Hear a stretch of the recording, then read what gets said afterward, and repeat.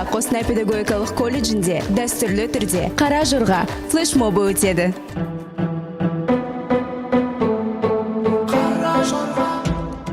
Таң ғажайып қазақтың ежелгі биі қара жорға. Онда халықтың тарихы да, тағдыры да бар. Ғасырлар бойы ұрпақтан ұрпаққа жалғасып келе жатқан салт дәстүрлер мен әдет ғұрыптар. Бүгінгі таңда студенттер ұстаздармен бірге салт дәстүрімізді жалғастырып сақтауда. Жарқын костюмдер, атмосфера және мерекелік көңіл күй. Колледжде ұлттық киімдер мен әшекейлер мерекелік дресс-код.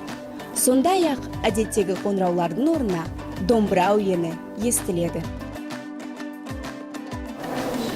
КПК Лайв студенттік YouTube арнасы барша қазақстандықтарды келе жатқан Наурыз мерекесімен шын жүректен құттықтап, отанымыздың барлық азаматтарына жақсылық пен амандық, махаббат және бақыт тілейді.